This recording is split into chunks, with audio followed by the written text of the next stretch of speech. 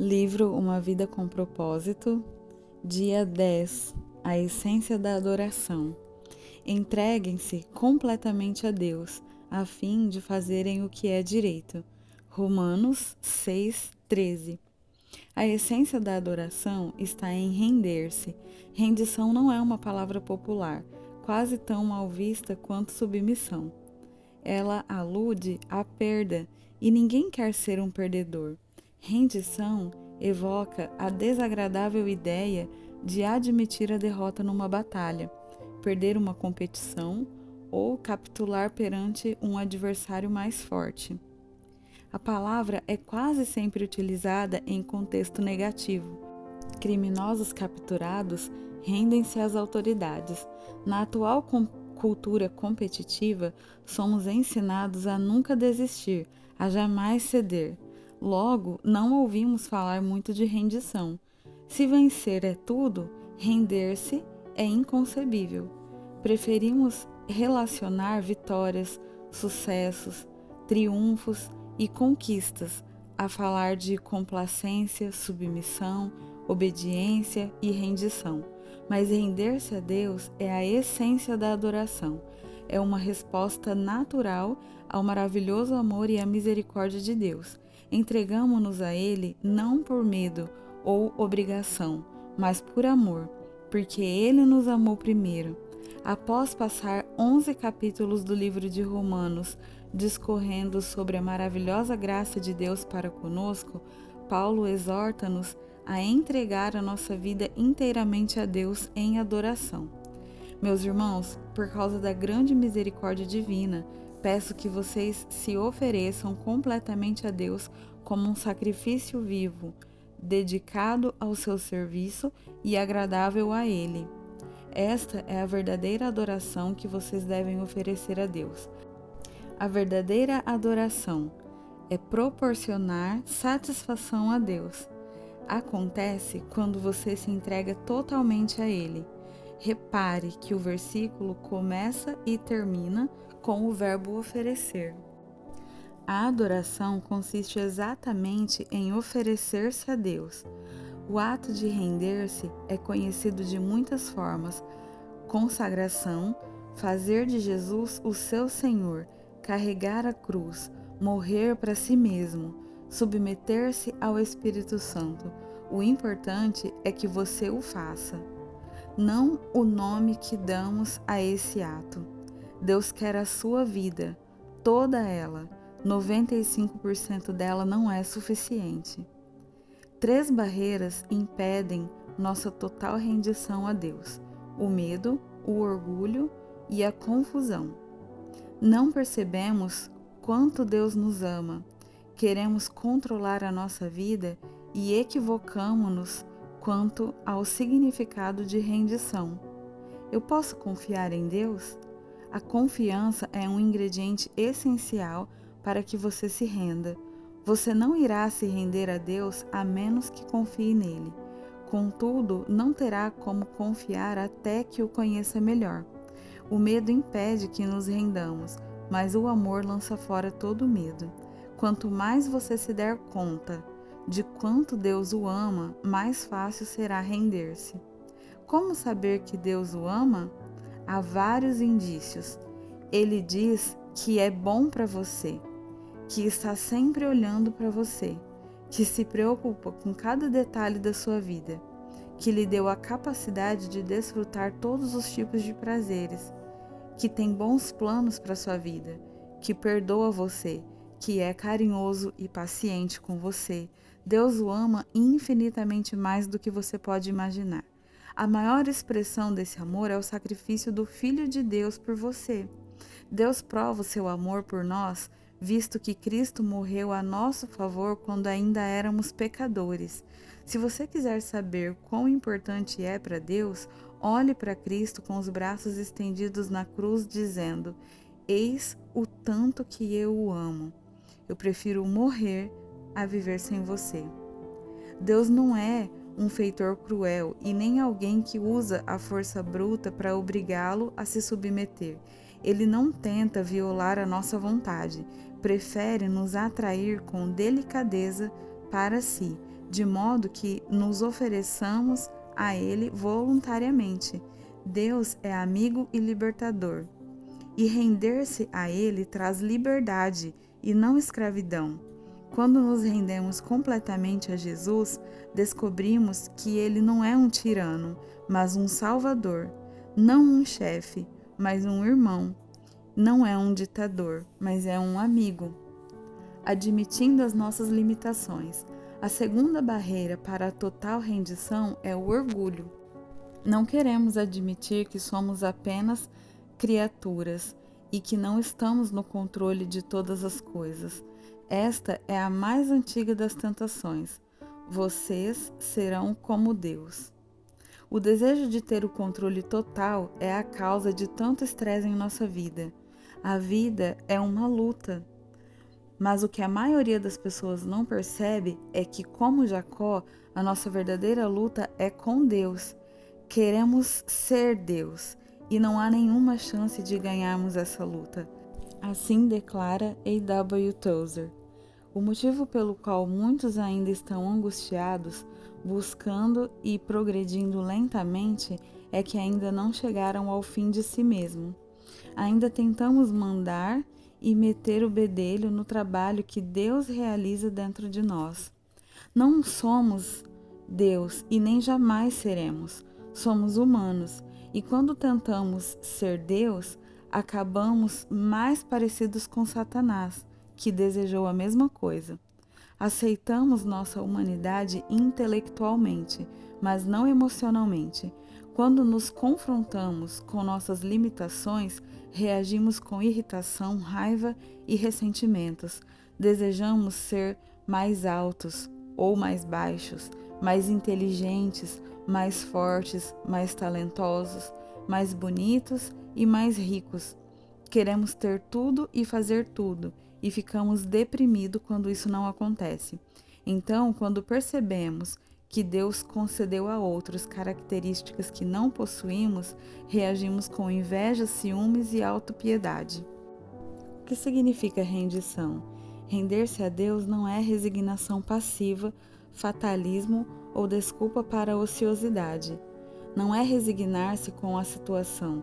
Significa exatamente o oposto: sacrificar a vida ou sofrer, a fim de mudar o que precisa ser mudado. Deus frequentemente chama pessoas que se entregaram a Ele para trabalhar em seu nome.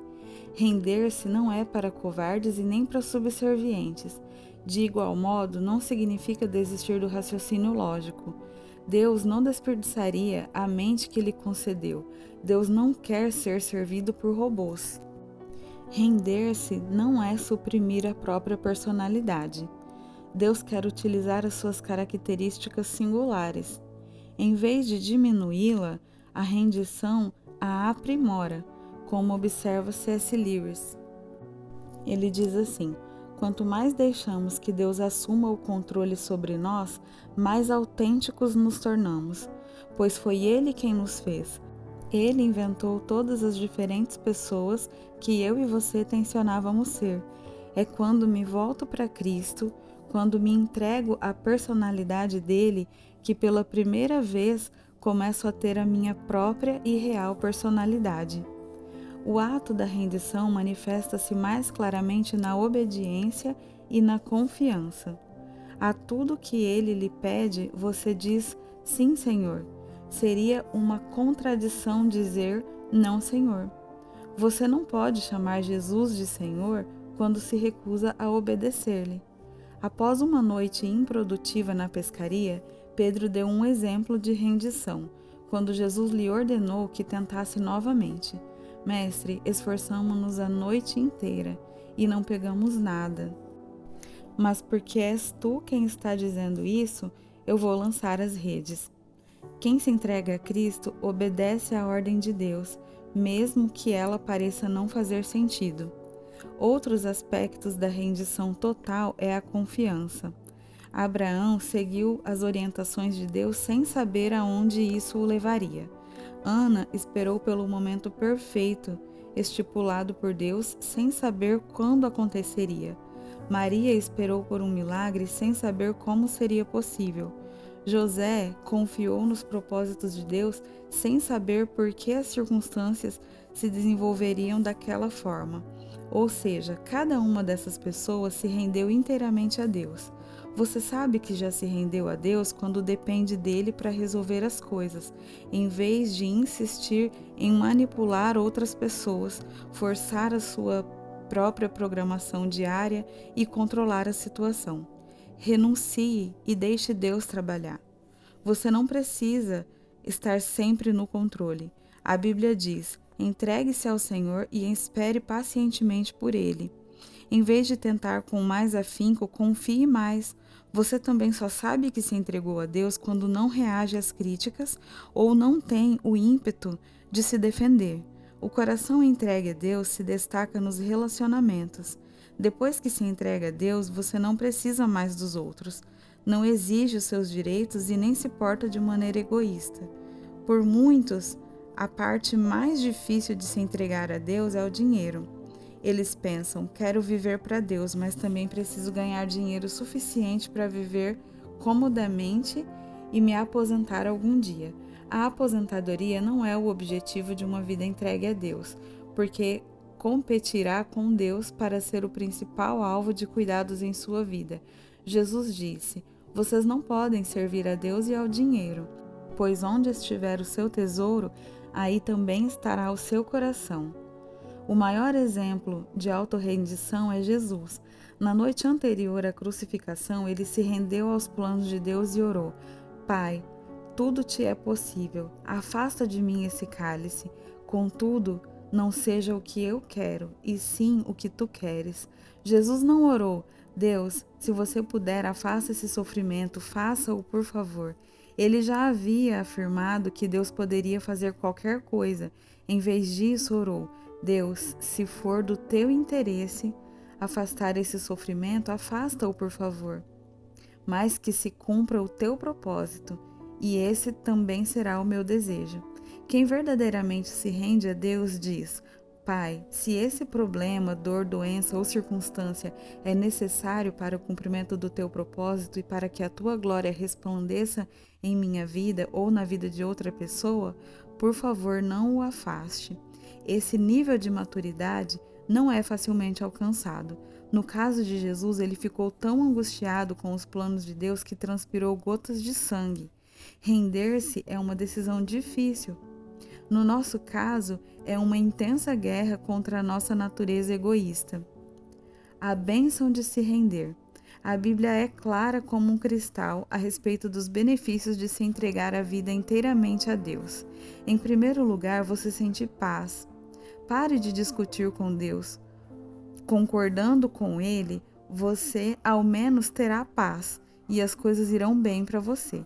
Em segundo lugar, você vivenciará a liberdade. Mas ofereçam-se aos caminhos de Deus e jamais perderão a verdadeira liberdade. Durante a vida inteira, vocês deixaram o pecado ditar as regras, mas graças a Deus vocês começaram a ouvir um novo Senhor, cujas ordens os deixam livres para viver na liberdade dele. Em terceiro lugar, você experimenta o poder de Deus em sua vida. Tentações persistentes e problemas avassaladores podem ser derrotados por Cristo quando entregues a Ele. Prestes a travar a batalha mais importante de sua vida, Josué entrou na presença de Deus, prostrou-se em adoração perante Ele e entregou-lhe todos os seus planos. Isso o conduziu a uma esmagadora vitória em Jericó. Este é o paradoxo. A vitória foi alcançada pelo ato de rendição. Render-se não enfraquece você, mas o fortalece. Quando você se entrega a Deus, não terá o que temer e nem precisará se render a nada mais. William Booth, fundador do Exército da Salvação, disse: a grandeza do poder de um homem reside na medida da sua entrega a Deus. As pessoas entregues a Deus são exatamente aquelas usadas por Ele.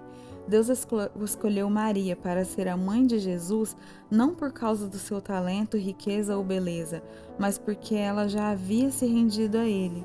Quando o anjo explicou o ilógico plano de Deus, ela calmamente respondeu: sou serva do Senhor, que aconteça comigo conforme a vontade dele.